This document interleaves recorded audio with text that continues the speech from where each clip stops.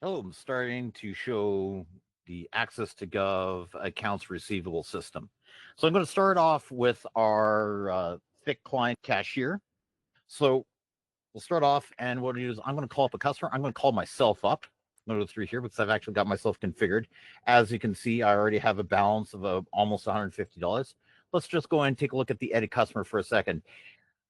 Customers need to be enabled for to use our AR system. So there's two different flags. One is on account, and then allow AR debit, meaning allow them to go into debit with the with your location. So meaning that they actually can owe you money. Otherwise, you could just put them in as credits.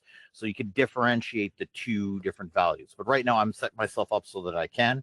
So I already have a balance out. So let's take a look at how that looks like. Well, any sort of sale when you first start off from there works very similar to what you've normally see before. So we go in, we can add in any items that we want.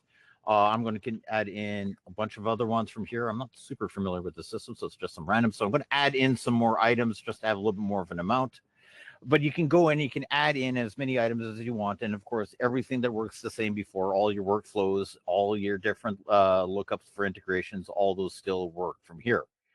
The difference with AR is we have a special payment item. Obviously, you can name these whatever you want. Right now, we just call it on account, meaning that they're going to go and pay on account. I can go in and I can click on account just like I do with any other regular payment, or I can just simply type in OA, hit tab, and that will automatically add that in. So I'm doing a full amount from here to do on account, but just like any other payment items, you can change the amount to whatever you need to see fit. And then what you can do is you can go through here and you can hit the complete button. I'll go through here, complete a transaction just like you had from before. And now if I go in here and actually pull myself up from here, once again, now you'll notice now that I've purchased it from here, my balance has now been updated. I now have a new balance from here with the new amount that we can go in. Now, we do have a couple different ways that we can go in and actually someone can make payments into the account. One, you can do it right in the cash register, and we have another one where we can set up statements. We'll do the statements in a second, but let's just quickly talk about the uh, in the cashier. In the cashier, customer, we want to have it be as open as possible. So the customer coming in and they're just making whatever payment that they want. So I already have myself here. If I hit the gear or I hit F2, the menu comes up from here, and if I click on transactions, what I can do here, sorry, when I go to customers, I can do right here on account payments. So when I click that, notice what happens here. It now says ONCC payment, on account payment. And now it's coming in here. I can't add any more items through here. You notice this is all disabled. And I can just go in and put whatever amount that I want to pay in. So for example, I can put in check right through here. I can put my standard identifications I want for check. And I'm going to say that I'm going to pay $25 in from here. So now when I go through here and put the $25 in through here, I can actually hit F9.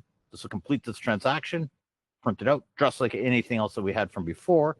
So now if we go in here and once again call myself up from here, you'll notice now that the balance has been updated and it has been reduced because I've made that payment of $25. So that's the functionality that we have in the cashier, makes it nice and open from here. But obviously, that's not always the case. What you might also want to do is you want to go through here and do statements. So let's go through here. What I'm going to do is I'm going to start showing you our web admin. Bear with me a second. And so here is our web admin. So here, I'm just going to start off here from the start. This is our web admin, standard stuff from here that you're going through and looking at, where we can go in and do whatever information you want. So I can hit this little hamburger, and I can actually look from here and go to the account receivable customer balances just by expanding the accounts receivable. And if I don't want to do that, I can also just simply start typing in here and I can do a search, which will bring that up.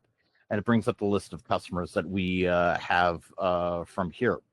So when we have this, I do want to talk a little bit about this information through here. First off is that you're able to actually export this data out. You can export the current page.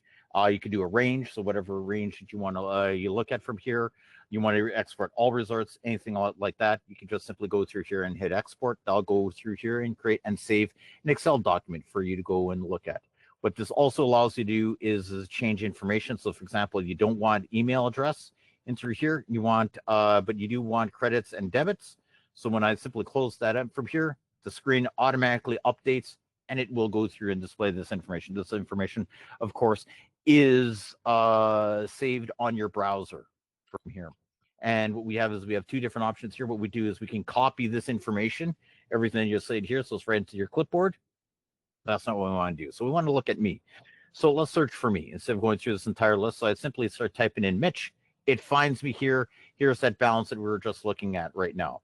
And what we have this option to go through here and click view transactions. So what the system is going in and doing, you'll go in, you'll look up and it'll pull up all the transactions that the customer still has an outstanding balance on, that they haven't been paid off, that their balance is still not at zero right from there. So as you can see here, we can go in and we can see that information from here. You can see the original amounts, and then you can see the what has been paid and what not, and what has not been paid, right? And so in this case, this one transaction for $124.77 is right from here, and then this one that was at 150 was a bounce that was applied to it. So if you actually do take a look at it, what the system does is the system will automatically apply the payments for you. So you don't have to do anything like that. It's just something that it does.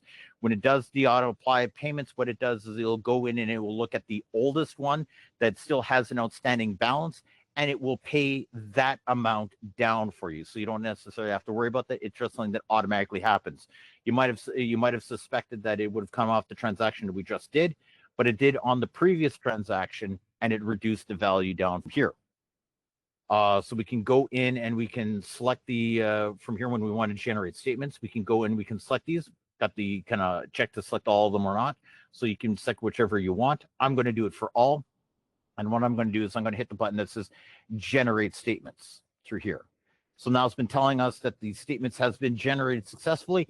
And now we have a payment URL that you can go and you can access, and you can send this over to the customer that needs to pay it, so they can go through there and pay it themselves for you from here. What we can is, so we can do here. So let's go in and take a look at that right now. So if we click into this, this will load up our statements from here. So this is something that is can be customer facing from here. So as you can see here, we saw a very similar screen to what we had from before. We had the different transactions balance, and it's now going to ask how you want to pay for this. What is the information that you want to pay for this? By default, we're putting in the full amount, but you can pay in whatever amount that you do want from here. So, so for example, here, let's put in that we are going to pay. Let's go in through here. We're going to pay $130 in. So we could go through here and we could proceed to the payment. So now what this is going to do, this is going to pass us over to the payment gateway. And now this is their payment, this is their secure payment checkout page. And this information is stuff that could be configurable by you. You'd be controlling it with whoever gateway that you have, and you can change the verbiage, and that all depends on them. So we're going to go through here and check out. So right now, as you can see here, these the $130 I selected was entered in. I am going to go here and I need to grab a credit card. Let me grab a credit card instead of you watching me mistype a credit card. Go in, we could type the credit card information. We could put your information in for AVS. Once again, some of the stuff is configurable for you. And what we'll do is we'll just go through here and we'll submit payment. The gate will go off and it will do its thing. It'll figure out whether or not it's been approved or anything else like that. And then once it's done, it'll get pushed back over to us. We got an approval from here, so now we have in our system from there. It shows the fact that, hey, you've now done this payment, and as you can see here, we can go here and we can go to the statements, right? And so now, if you actually take a look at what's gone through and it's happened, as I was mentioning before, we've went through there and we've auto applied it from here. So if you actually do notice right here, because we had we had the 25 payments from earlier. We did 130. That means we actually paid off this transaction completely. And then we have this overall balance here. And you can got this information right here that we got this more balance. Well, let's take a look how this looks like now in our system through here. So if we go over, we can go into our web admin, go to statements. This is going to give us the list of all the statements from here. I'm going to go here and I am going to put in I'm going to put in the name of the person through here. So there is, or as you can see here, here's me. We can make this a little bit simpler here. So I'm just going to slip it down for it's just this here. So you can see this information that we have. So this is all the statements from here. Now, once again, if you did close up that menu that we had from before when I initially created this statement, we can go to the statements right here and we can actually see that statement, right? Once again, if you didn't sure how to get here from the hamburger menu, I expanded accounts receivable, went to account statements. I can also just in the search right here, type in account statements, go in and get that information. Here is that URL again, so I can actually just simply click on it and it'll automatically go to it. But as you can see here, what we have is giving us information and giving the balance that we have, which does balance out with what we have from here. Then if I wanted to go through here and finally complete the rest of this payment, so let's go here and proceed to payment. Let's pay the rest of this off. So rest of 19, we'll do the checkout.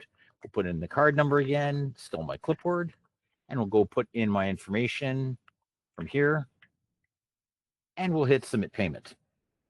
Once again, obviously, those aren't real addresses. Those are just fake. So on the gateway would actually go through there and approve it.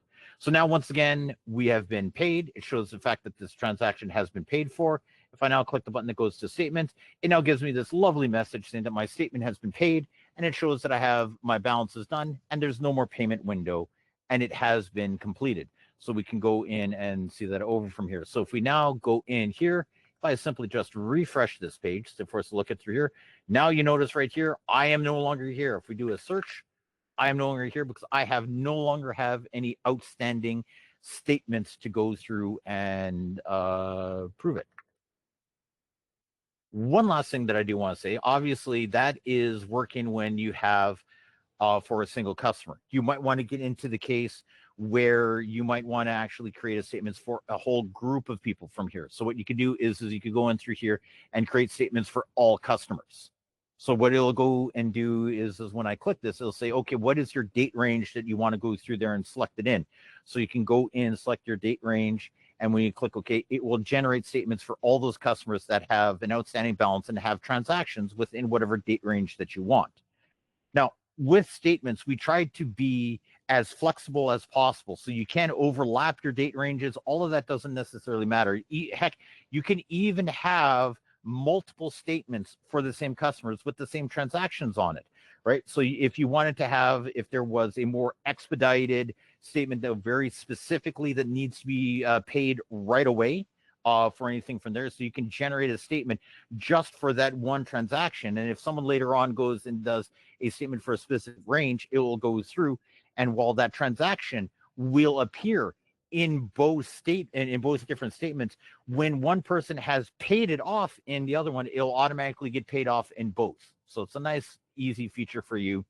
So to go and do it, and that will go through there and generate your statements for you.